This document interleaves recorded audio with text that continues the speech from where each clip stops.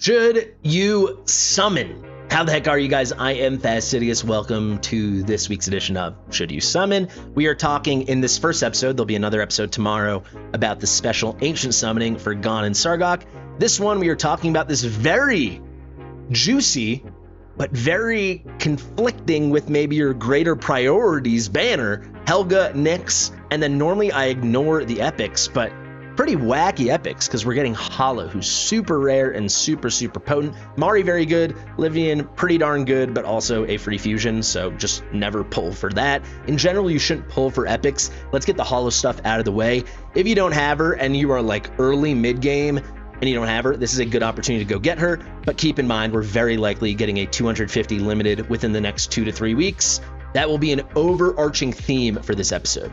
Hollow, though, completely brilliant. One of the very best, probably I'd rank her the third best epic in the entire game, maybe fourth, but completely viable all the way into the end game. Better than Elowen in certain things still. Even like Guild Boss 1, Hollow is still the meta. Tremendous. Let's talk about these two, though. Helga and Nyx. When I said conflicting, what did I mean? Well, we've had this recently with the Setram banner, right? An amazing banner, at least on paper, excellent heroes. With Setram, it was just him. Seraphina's like, okay. But here, two literally S-tier heroes.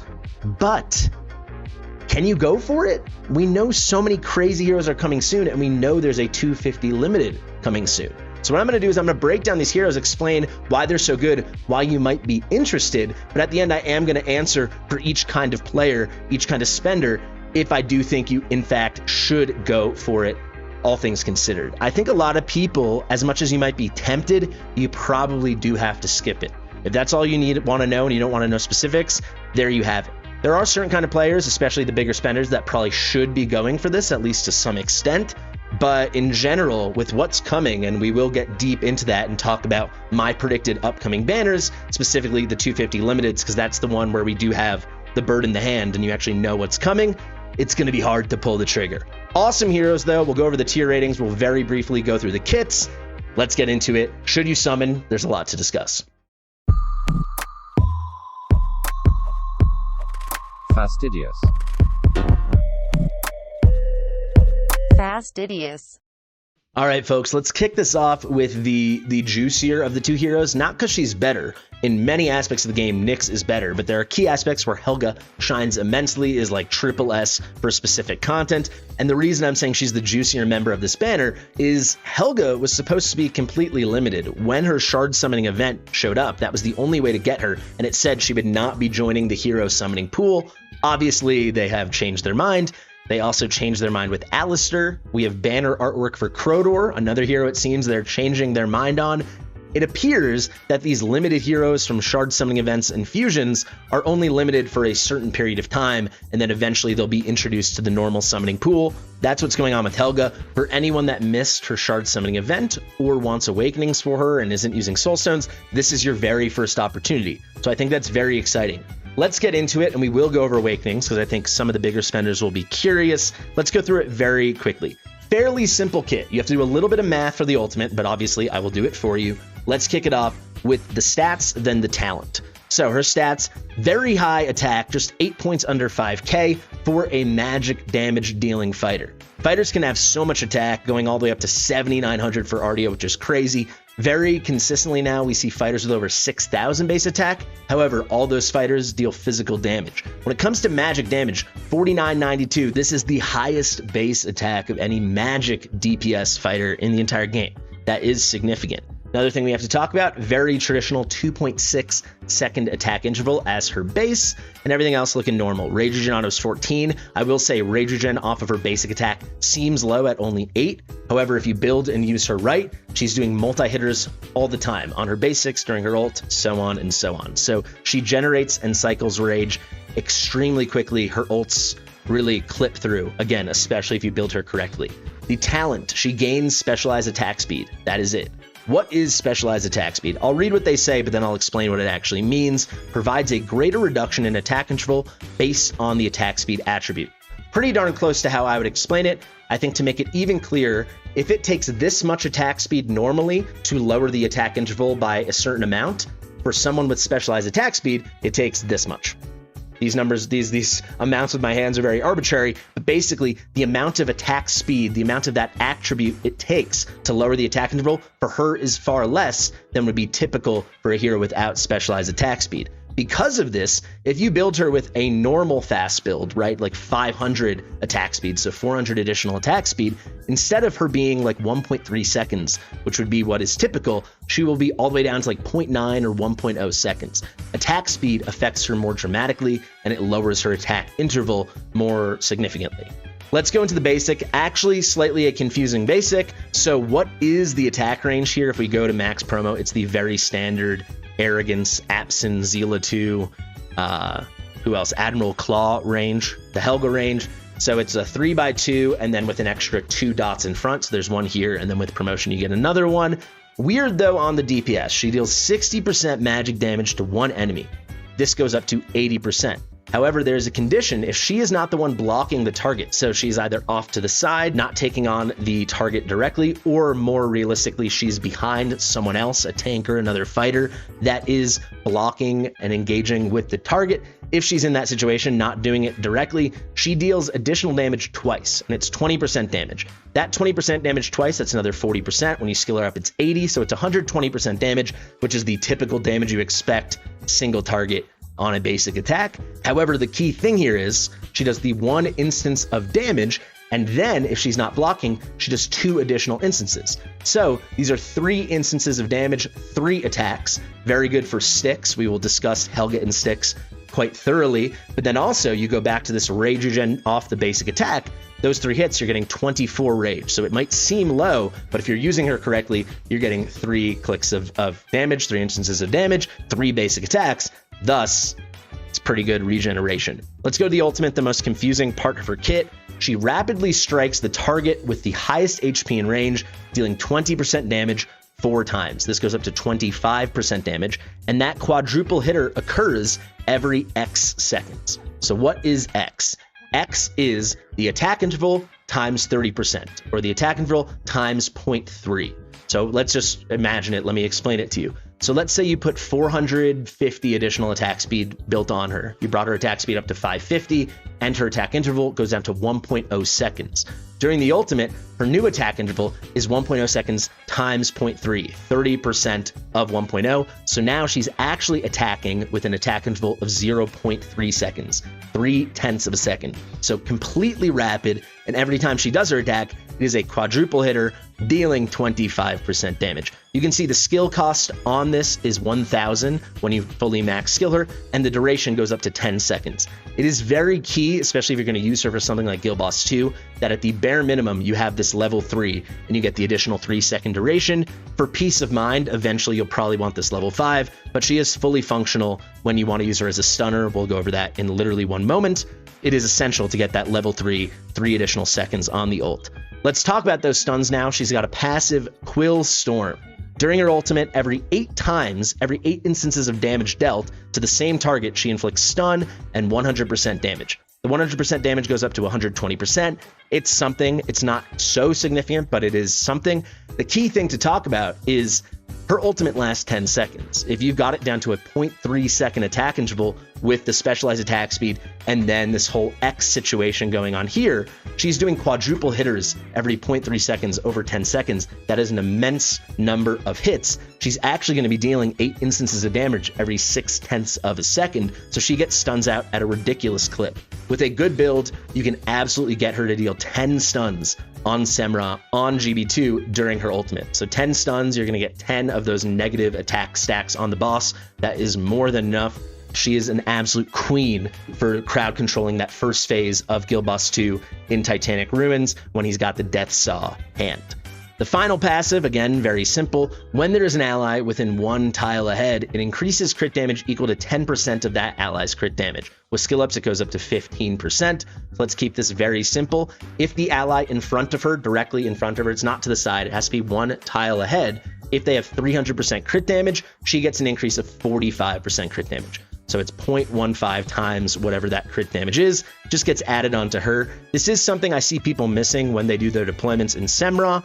I will say in Semrush, she doesn't deal so much damage, but that's more because of her build and her dealing magic damage and the way you're choosing to utilize her than her not being a good DPS. Actually, for progression, she's a very good fighter DPS. She's just not totally elite on the levels of some other ones. Let's go now quickly through the awakenings. Awaken 1, almost every single person in the game that has Helga will have her A0 unless they've used Soul Stones, which I don't think anyone really has. So I think all these awakenings are going to be new to nearly everyone. At A1, it increases damage dealt to the same target by 1% with each consecutive hit. She does many consecutive hits very quickly, so while you can always max this out easily against a boss, even in non-boss content, she very often will get 15 consecutive hits out on one target, so you can max this out when you need to in your typical PvP non-boss things that you may engage in throughout the game. So with each consecutive hit, it's going up 1%. It maxes out at 15%. So it's not a huge damage boost, but it's something that's near guaranteed for most content you'll use her in. This effect will reset when you switch targets. The A2, I wish this one was even more attack and could put her up towards 5,300, but it's an additional 15% crit damage. It's nice. It's not insane, but it's nice. The A3, this one is fun. When dealing damage, there's a 20% chance to inflict magic resistance reduction. This is the magic version of a defense break on the target. 20% might not seem so high, but remember with your normal build during her ultimate, she's putting out over 12 instances of damage per second. So it's a lot. You will keep the uptime on this the whole time, essentially. It lasts for 3 seconds, and it's a 15% magic resistance break. The A4 now, Rage Regen attack plus 2, so instead of being 8 Rage Regen per basic attack, it's now 10, so she will get her ult up even faster. Finally, the A5, quite nice, but she's already so rapid speed, but it could be pretty exciting. During the ultimate, the attack interval reduces by 20% even further, so it's not just the 30%, it's now an additional 20% on top of that, so essentially, it's before the application of X. What am I talking about? So let's say you have the 1.0 second attack interval. Before you do X is that times 0.3, you're actually going to reduce it by 20. So now the new attack interval during the ultimate is 0.8 seconds. Now it's 0.8 that you multiply 0.3 by. So in the same example, her attack interval would be down to 0.24 seconds. So over 4 quadruple hitters per second, greater than 16 instances of damage per second. Typically, right? It's going to be every 0.96 seconds she does 16 instances of damage. So it's pretty nutty stuff, very interesting. She is a rapid fire queen. Let's go now into her tier ratings, and you can probably already guess, if you're familiar with the game a decent bit, where she's really going to shine. Obviously, I already talked about GB2. What makes her so special here is she can deal a little DPS, sure, but the key thing is she does more than enough stuns and an easy way to get through and kind of neutralize phase 1, the Death Saw, and she's a ground unit. The other units that can do this are platformers. The obvious choice would be Nazim. However, Nazim brings nothing else besides the stunning. Helga brings the stunning and then a little DPS. And then you only have so many platform spots to use. Many teams, many strats, many comps, many accounts will want a lot of platformers. She frees one up by being able to use her as a melee unit. The only other good comp that can do this as a melee unit would be Thalon. He's obviously very rare as an ancient exclusive, and he's a lot harder to use because you have to time his ult to finish when you need the stuns to start happening. With her, it's you click the ult when you need the stuns. Very simple. Guild Boss 1, she's fine. The only issue is Esotericist isn't meta, so she's just not going to fit into a comp. We go to Gear Aid 1. She does do magic damage. It is a big burst flurry, but it is still a single target, so she's not such a star there. You could use her to nuke down the boss at the end if you had an extra spot. Esotericist is meta. Gear Aid 2, functional, but there's so many better choices. Gear Aid 3, she actually can hit aerial units, so if you need someone to tank in the middle, she kind of does a Zealatu level job. But she is very good at picking off the summoned minions, whatever, the flyers that go in front of the succubus. Gear Aid 4, quite good. She's functional. Gear Aid 5, she absolutely can do like the same job Zealatu does. So the melee version of Hex for on top, dealing with that magic clone. AMR, she's unbelievable. You can imagine why. Tons of crowd control and tons of DPS. Her DPS really does shine here, even her not being a nightmare, being kind of an off faction. Void Rift, she's solid, not totally meta, but definitely works. Campaign, great. Faction Trials, obviously great. There are only so many melee units in Esotericist, and she's obviously one of the very best. Conqueror, she is fine. And now Styx. Helga is in every single top meta Styx team in the entire world. On every server, full stop. The amount of hits she puts out turns sticks into a joke. So if you are not yet triple S'ing sticks and you want to trivialize it, there's no better way than with Helga. Guild Wars, she's mass. Single target, she's solid. AoE, and then anti-air. If you're like progressing and you're a little desperate, she's functional, but not a top option. The key things to know are sticks. She is completely and utterly elite. And then GB2, while she's not as 1000% necessary as she is in sticks, she is on many of the top teams on the global server. She's very, very strong. I use her. She really does kind of make phase 1 very, very silly. So that's going to be Helga. Let's go on now to Nyx. I can go a bit faster since I think everyone's more familiar with her. The thing with Nyx, one of the simplest kits in the entire game. However, the most mistakes in the descriptions of any hero. So what do I mean? Let's go very quickly. Deals AoE damage equal to 100% attack to one enemy, prioritizing airborne units, 120% with skill ups. Very simple, right? She's doing AoE damage. However, how much? How many targets? They don't tell us. So already things are obscure and weird. Let's go to the ultimate now. After attacking enemy, deals AoE damage equal to 60% of attack 3 times for 20 seconds. Starting to be really simple. This goes up to 30 seconds. The cost goes down to 900. And the damage goes up to 75% over those 3 instances. Again, though, it is AoE and they don't tell us how many targets. I'll tell you right now, it's a lot. It's at least 8. I wouldn't be surprised if it's 10. It is a proper AoE. Now, the weirdness, the passive. When detonating multiple bombs, they haven't mentioned any bombs. I've looked into it. Essentially, these 3 instances of damage after attacking enemy during the ultimate are counted as bombs. But they don't call these bombs. They should say, she detonates 3 bombs equal to 60% of attack, per basic attack. But they don't say that. But that's what it is. So that's some confusion. People ask me about that sometimes. So she only detonates those bombs during the ultimate after her basics. So every single time she does damage during her ultimate, she's going to increase that bomb damage by 10%, goes up to 30% with skill ups, and also increase the radius. But again, the radius is only something happening during the ultimate. And it's always happening during the ultimate, so the radius is always expanded. It is big. It's a solid AoE. I would guess it's like 2 tile radius all around, maybe 2.5. It's quite strong. If we go now to her next passive, the dagger will return. What's the dagger? They haven't mentioned the dagger. Well, I'll tell you, the dagger is her basic attack. Her basic attack is she throws a dagger and then it comes back. You can see that over here in this animation. She goes to her ultimate, she throws the dagger. Back comes the dagger, kind of like Ardia, but at least with Ardia, they call it her spinning blades. With Nyx, they just ignore that. They call it the dagger only at the end, and you have to go figure out that this was the dagger. However, when she does her dagger and it comes back to her hand, which is on all of her attacks, if there are any enemies in her path, she will deal AoE damage equal to 30% of her attack to any enemies along the way. This goes all the way up to 70% damage. Nyx gets so much better with skill ups. Getting the duration of the ult from 20 seconds to 30 seconds is huge. Getting the cost down to 900 is huge. Like over doubling the damage from the dagger return on all her basic attacks is very nice. And getting the blast damage on the bombs 3 times higher, right? From 10% to 30%. Really, really good. There's a lot of words they left out of her skills, but actually the kit is simple and she's very good. As an AoE piercing DPS, 4084 attack is very, very solid. Typical 3.5 second attack range. She is definitively the best piercing damage AoE hero in the game.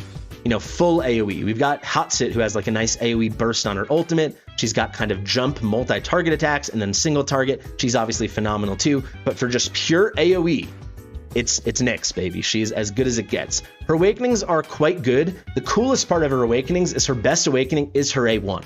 So I've only pulled 2 Nyx ever, but that's fun because her A1's amazing. So her ultimate lasts 30 seconds. With A1, it goes all the way up to 35 seconds. That is really nice. She just ults forever. 35 seconds makes for one of the longer ultimates inside the entire game. A2 plus 300 attacks, so her attack now is over 4,300 as a marksman. Really nice stuff. The A3 increases rage by 50 when killing the enemy. This is nice. It allows her to build rage during her ult as well, because very often she's getting those kills during her monumentally long ultimate. Her A4 rage regen attack is +2, so every basic attack will build 2 more rage. So instead of 14 per basic, now it's 16. We love it. Finally, the A5, very nice. Each basic attack launched has a 50% chance to inflict AoE damage again. So typically, over 2 basic attacks, it will functionally be 3, right? Of those 2, one of them should trigger this 50-50. and it's another basic attack worth of damage. So she's doing 3 basics, typically, on average, per 2. That's really nice, especially since she has such a long attack interval, being an AoE marksman with the nice long range. Nyx is phenomenal. When it comes to doing what she does, no one does it better. It's not the most needed thing in the game, but when you need it, Nyx is the queen of it. So what am I talking about? Gear Aid 3, you have a lot of options for the left side, but no one is easier to use and no one is easier to build than Nyx. For Gear Aid 5, she only doesn't get S+, because essentially what she does is she does Hotsit's job, just no one can do Hotsit's job as well as Hotsit. That being said, you can use her to clear stage 10 of Gear Dungeon 2 Gear Aid 5. And very few heroes can do that. It's like the main ones are Nyx, Hotsit, and Yovar. She's the only one that is not tremendously rare. She's actually a common bucket legendary, so many people will be able to get their hands on her. She's very good in campaign with the AoE. She's phenomenal in faction trials, the best AoE in the faction for piercing damage, so obviously she really shines. In Torrent, she is on every single one of the top teams across every server, full stop. She is a monster. Guild Wars, she is very functional. And then we've got these two, which you guys let me know in the comments. She was super meta about 2 months ago when I updated this for both AoE Arena and Anti-Air. With these cost regen teams, these Cyrene teams, and very interesting stuff people were getting up to on those high ends of those 2 arena stages. My gut, based on just keeping an eye on things, would say she goes down to an S now because she's somewhat out of the meta, but she's still very, very strong. Overall, both these heroes, as you can see, are definitive S's, but have key places where they are like best in class, super, super, super strong. They're both heroes you're probably going to want to get your hands on eventually, so why am I about to advise most people to skip this banner? It's pretty simple. Helga, she is so good. However, she's not needed. You can find other ways to stun in Guild Boss 2, even though they might be inferior, and you can find other ways to get triple S in Styx, even though it might be harder. The only caveat there would be if you don't have Setram and you don't have Helga, I think getting triple S in Styx would be exceedingly difficult. The only caveat there is if you somehow have like an Arbiter team and you can just nuke through everything and get crazy damage. But all in all, I just think the value she adds is not worth going hard on this banner. Keep in mind, she almost certainly is going to be a rare bucket hero. Maybe I'm wrong. Maybe she'll end up being common bucket. I predict rare bucket, which means for every legendary you hit on this banner, you'll have a 20% chance that it is Helga. I don't think that's worth it. Nyx, as good as she is, like I said, she is a common hero, so you'll get her eventually. The other epics, very good, especially Hollow. If you're an earlier mid-game account, I think maybe it is something worth going for. I don't think you can just sit around and keep waiting if you do not have Hollow, because some people can go thousands and thousands of summons without getting her, but that's going to be a big calculation make. For everybody else except for the big spenders, why do I say skip? And I mean like literally everyone else. I predict in minimum 2 weeks, max 4 weeks, but really realistically 2 to 3 weeks, we will get a limited 250 guaranteed hero, and I will guarantee right now it will either be Kagiri or Twyla. Twyla is just my hunch. If I was them for Halloween, based on everything in her kit, her design, the pumpkins, how excited people are going to be to get her, I would give her the lust treatment. Build a whole thing about her, make it as sexy as possible, whatever they want to do to get cash, and then put her on a 250 guaranteed banner, limited banner, pairing her with Hex. The way we had Lust and Arrogance, do a Twyla and Hex. I think that would be crazy. If they don't do that, I think they're going to do Kagiri. It's all ready. They're ready to go. Both those heroes are phenomenal. I have yet to be able to test Twyla yet, but as you can see, you can go watch my video. The kit reads phenomenal, especially for destroying bosses, especially for Guild Boss 2, which is the best rewards in the game. And then if it's Kagiri, I have tested him. I'll put out content on him as soon as he's announced. He's so good. Even at A0, but if you can pick up Awakenings, he gets even crazier. He's going to be a must-have for like every single account. So unless you're sitting on a huge stockpile and you're not going to go for multiple Awakenings, I really don't see how you could go for a banner like this, or really any normal good banner, because I think we have craziness coming. Another consideration is in the file, we have a 2x by 15x, so double chance to get legendary, and then 15x chance it is the rated up heroes. That's going to be for Lucius, Bubba, and Razak. So Bubba, or Beelzebub, is like going to be my favorite hero in the game. In a lot of content, he's just a better version of Dolores. I will die on that hill. You guys will see. Not all content, because some things it depends on range, depends on cost, so on, faction. But for so much, he's going to be completely game-changing for like every account that gets him. And it's going to be a crazy rate up. So if you're going to go for like the Kagiri or the Twyla, almost certainly that weekend will be paired with this Lucius Bubba banner. You're probably going to want to go hard on both. So I think for all you other normal players that aren't like early mid-game missing hollow and aren't super thirsty for Nyx and Helga, I think it's time to skip. For huge spenders, if you want to really min-max, and get your edge, getting the A5 Nyx, getting the A5 Helga, it's a good thing to do. There's never going to be a better time to do it, at least not for a long while. But this is really for major, major spenders. And I still think even a lot of those enormous spenders, you might just still be better off waiting, going crazy, trying to get an A3 Bubba and getting an A5 Kagiri or Twyla, whoever it's going to be. That is what I got to say. Those are my 2 cents, guys. A longer video, but in my opinion, there was a lot to discuss. I know I don't do it the same way everyone else does. A lot of people are like, I'm going to tell you real quick, don't summon. Clearly, I think there's more nuance here, and I also don't feel comfortable just giving you these catch-all opinions without explaining everything. If that's not your kind of thing, I totally get it. You can always skip around these things or just skip the videos entirely, but I ain't changing, baby. Thank you so much for watching. If you like my stuff, please like it. Get in the comments and let me know what you think. Let me know if you're skipping or if you are summoning. Share with your mother. I've been Fastidious, and I'll see you real soon. Bye.